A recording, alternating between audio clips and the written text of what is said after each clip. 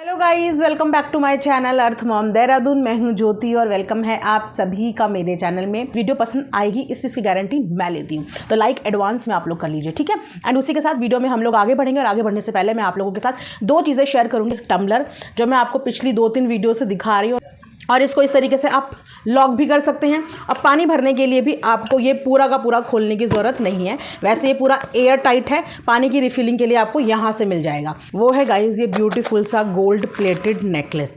इसकी क्वालिटी ना बहुत अमेजिंग रिसीव हुई है। एक्चुअली में बिल्कुल रियल वाला लुक दे रहा है ये। इसी के साथ आपको मिलेगी ये डोरी, तो ये डोरी आप इसमें फिट कर सकते हैं, ठीक है। और इसी के साथ मिलेंगे आपको प्यारे प्यारे से ब्यूटीफुल ईयररिंग्स। तो बोले तो कंप्लीट पैकेज है। तो इसका भी लिंक आपको इसी टम्बलर के बॉटल के लिंक के नीचे वीडियो के कमेंट सेक्शन में पिन मिल जाएगा। लेकिन मैं वेट तभी कर रही थी कि इनका भी कोई व्लॉग नहीं आया। शायद आज, शायद कल, शायद परसों ये अपनी उसी ज़ुबान के साथ वापस आएंगी जो ज़ुबान इनकी सपना के लिए खुलती है, जो ज़ुबान इनकी वीडियोस बनाने वालों के लिए खुलती है।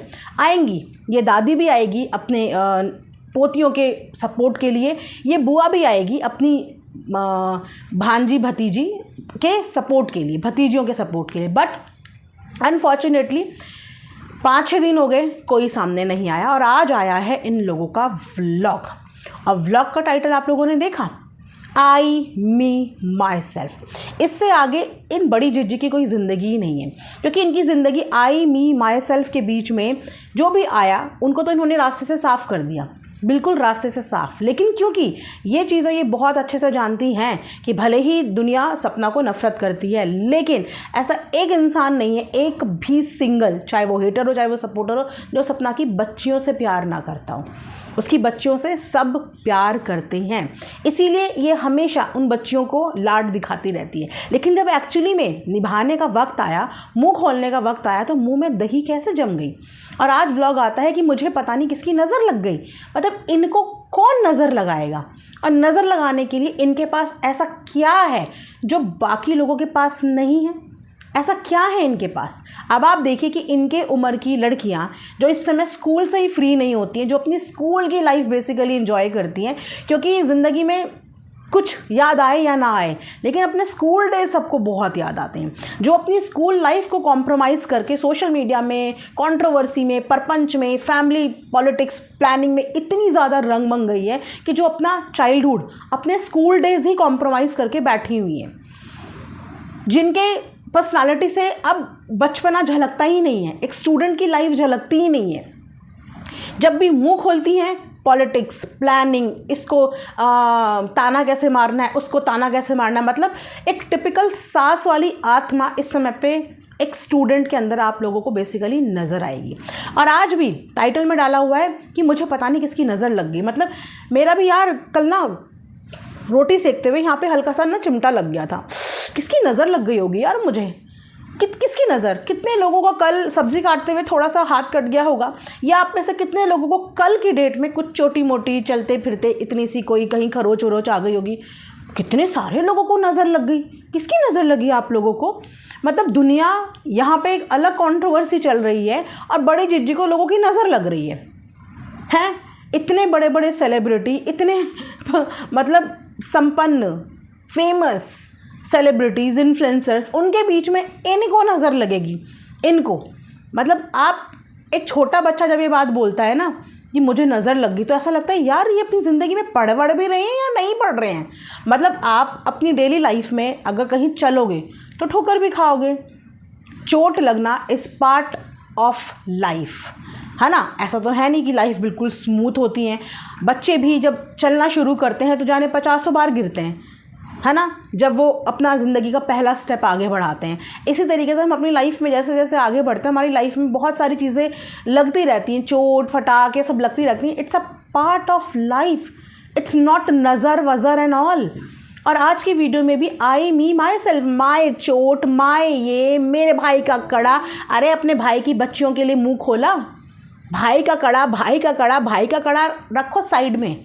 जो भाई के असली कड़े हैं ना दो, जो भाई के असली कड़े हैं दो, जो उनका अंश हैं, उनके लिए मुंह खोला, कोई फ़ायदा नहीं। उनका नाम का कड़ा पहन के या उनके हाथ का कड़ा पहन के कोई फ़ायदा नहीं, क्योंकि एक कड़ा पहनने के बावजूद भी अगर आप अपनी उन भतीजियों के लिए, उन पिता की बच्चियों के लिए एक शब्द नहीं बोल पा रहे हो उनके सपोर्ट में, तो उनकी कोई चीज़ पहनने का कोई फ़ायदा नहीं। क्योंकि अगर आज ये कड़ा उन पिता के हाथ में होता ना, तो उन सब लोगों के बारी बारी से मुँह टूट चुके होते जिन्होंने उनकी बेटियों के लिए ऐसे शब्द बोले हैं।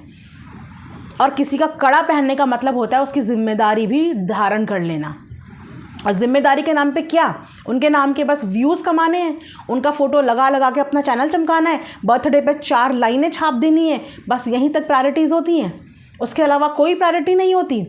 एक दादी की क्या प्रायोरिटी होती है, बस सिर्फ जब भी इमोशनल कार्ड खेलना हो तो यहाँ पे आके आज मुझे ये याद आ रहा है, आज मुझे ये याद आ रहा है, आज मुझे ये गम है, आज मुझे वो गम है, मैं भगवान के आगे किसके लिए क्या मांगूँ। अगर भगवान के आगे किसी के लिए कुछ मांगना है तो मांगो ना उन दोनों बच्चियों की सलामती, उनकी लंबी उम्र। मांगने के लिए भगवान से भी बहुत कुछ है। भगवान ने कुछ छीना है तो कुछ झोली में डाला भी है, सब कुछ नहीं छीन लिया, झोली में डाला भी है। लेकिन इन लोगों ने एक बार भी आके बच्चों के लिए कुछ भी नहीं बोला आज के व्लॉग में, और इतने मस्त हैं अपनी ज़िंदगी में, इन्हें कोई फ़र्क नहीं पड़ता। यही आंटी जी, यही माता जी जो लोगों की वीडियोस देख देख के बोलती हैं, आज मुझे ऐसा बोल दिया कि मैं सिंपैथी कार्ड प्ले कर रही हूँ, आज मुझे ऐसा बोल दिया कि मैं अपने बच्चों का ऐसा कार्ड प्ले कर रही हूँ। आज आपका मुंह नहीं खुला कि आज मेरी पोतियों को ऐसा बोल दिया, तब मुंह नहीं खुला। तो यहाँ से आप लोगों को समझ में आ रहा है कि ये पूरी परपंच में ये सब लोग इन्वॉल्व थे, और ये सब कुछ इनकी नाक के नीचे हो रहा था, इनकी मंजूरी से ये हो रहा था। इसीलिए इन लोगों की एक शब्द बोलने की हिम्मत नहीं है, क्योंकि अगर इन्होंने एक शब्द भी फ़र्ज़ी के ख़िलाफ़ बोला तो फ़र्ज़ी इनको भी एक्सपोज करने में मिनट नहीं लगाएगी, मिनट नहीं। ये सारी परपंच उसके द्वारा इन लोगों ने रची है, उसको गिराने के लिए। लेकिन लेवल इतना गिर जाएगा ये कभी किसी ने सोचा नहीं था कि बहू के साथ साथ ये अपनी पोतियों को भी इन चीज़ों में जो है मोहरा बना लेंगे, और उसके टाइम पे भी ये लोग कुछ भी बोलने नहीं आएंगे। ये वही इंसान सोचो जिसने 2 मिनट नहीं लगाए थे इस बड़ी जिज्जी को क्या करने में, बड़ी जिज्जी को सर से लेकर पाँव तक गंदा करने में 2 सेकंड नहीं लगाए थे। ये वही माता जी, ये वही पिताजी जिन्होंने यहाँ पे आके बड़े बड़े डायलॉग मारे थे कि अगर हम ऊपर की तरफ थूकेंगे तो थूक हमारे मुंह पे ही गिरेगा, कि अगर हम अपनी बहू की धज्जियाँ उड़ाएंगे तो वो धज्जियाँ हमारी ही उड़ेगी। मतलब सिर्फ बड़े बड़े डायलॉग मारने के लिए, बड़ी बड़ी बातें बड़ा पाव खाते। आज वही किया, लेकिन गुप चुप किया, मुंह अपना नहीं इस्तेमाल किया, मुंह दूसरे का इस्तेमाल किया, लेकिन थूका भी, अपने मुंह पे गिराया भी, और मुंह धो भी लिया, पोंछ भी लिया, और किसी को पता भी नहीं चला। सपना ने एटलीस्ट जो बोला अपने खुद के दम पर बोला। उसने जो एलिगेशन लगाए, जो भी कुछ किया, सामने खड़े होके फ्रंट फुट पे आके अपने चेहरे, अपनी आवाज़ और अपनी जिम्मेदारी पे आके बोला। लेकिन उन लोगों का क्या जो सिर्फ पीछे से तमाशा करवा रहे हैं, थूक भी रहे हैं, अपने ऊपर गिरवा भी रहे हैं, और उस थूक को साफ करके सोच रहे हैं तो हम तो गंदे हुए ही नहीं, हमारे ऊपर तो थूक गिरा ही नहीं, क्योंकि ये हमने नहीं बोला। तो शर्म आनी चाहिए, सीरियसली शर्म आनी चाहिए। 2 साल होने को हैं, 2 साल होने को हैं। संतुष्ट रहने के लिए तो इतनी चीज़ काफ़ी है कि सपना जो चीज़ें कर सकती थी एक औरत होने के नाते, किसी की बीवी, किसी की बहू होने के नाते, अगर वो औरों जैसी बहू होती, फॉर एन एग्ज़ाम्पल अगर ये फ़र्ज़ी जैसी ही होती, 10% भी उसकी जैसी होती, तो आज घर से बाहर वो नहीं होती। आज घर से बाहर ये लोग फिर रहे होते, और वो अपने कमरे पे ऊपर टिक के अपनी मर्ज़ी से बिल्कुल खुले में सब कुछ कर रही होती। उसने अपने हक का एक चीज़ जो एक बहू का हक बनता है, सबसे बड़ा हक तो अपने खुद के स्त्री धन पे बनता है, वो तक इनको दान दे दिया। वो तक कौन सी लड़की, कौन सी बहू ऐसा करती है, और कौन सी बहू के मायके वाले ऐसा करने देते हैं। सबसे पहले जब कोई लड़की अपना ससुराल छोड़ती है ना, तो अपने हक का एक नया रुपया छोड़ के नहीं आती, अपने हक की एक एक चीज़ वसूल करके आती है। लेकिन उस लड़की ने उन्हें परेशान नहीं किया, चांस भी उसके पास आया, घर चल के पुलिस वहाँ पे आई, और किसकी भेजी हुई, फ़र्ज़ी की भेजी हुई, वापस उस पुलिस को इसने किया, उनको ट्रबल में नहीं डाला, खुद का सुकून ढूंढने घर से बाहर निकली, लेकिन उनका सुकून छीनने नहीं निकली।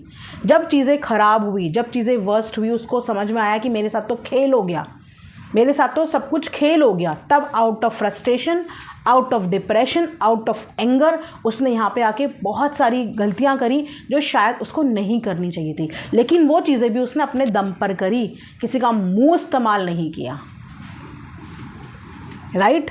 तो देख लिया ना आपने, अब आपने अपनी आंखों से देख लिया ना, एक माता पिता को जब दर्द और तकलीफ़ होती है ना, तो वो अपने दर्द और तकलीफ़ में इतने बिजी होते हैं कि उनके पास परपंच करने के लिए टाइम नहीं होता। वरना पूछो और बताओ कि शिवपुरी में कौन है, और कौन है शिवपुरी में और जो घर की इतनी इंटरनल चीज़ें, इतनी इंटरनल कहानियाँ सपना के बारे में फ़र्ज़ी तक पहुँचा रहा था? कौन है वो? और आप बताइए। पिछले 3-4 दिन से ज़बरदस्त तरीके से फ़र्ज़ी यहाँ पे ट्रोल हो रही है। क्या क्या नहीं सुन रही है? किसके लिए? उन्हीं लोगों के लिए, क्योंकि उन्हीं लोगों की ज़ुबान की कहानी तो उसने यहाँ पे बोली और उन्हीं के लिए वो इतना कुछ सुन रही है। लेकिन क्या वो उसके सपोर्ट में आए?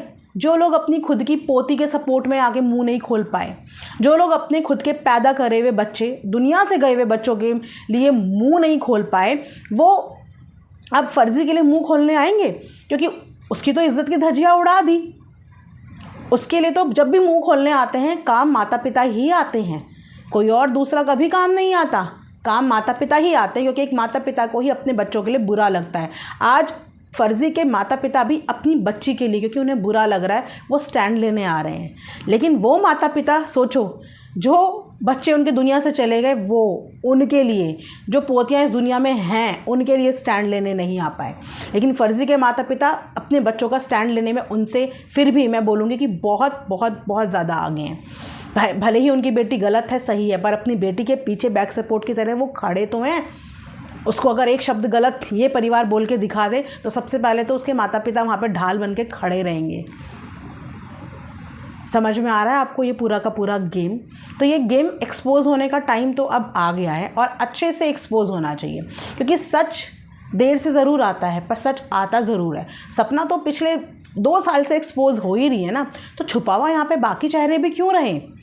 अब तो नंबर उनका भी एक्सपोज होने का आना चाहिए ना, है ना? कब तक इस चीज़ को ढाल बना के रखेंगे कि 2 बेटे दुनिया से चले गए, 2 बेटे दुनिया से चले गए? जब इस दुनिया ने 2 पति किसी के चले गए, उसको दया नहीं दी, उसको टॉप टू बॉटम हर चीज़ में जज किया।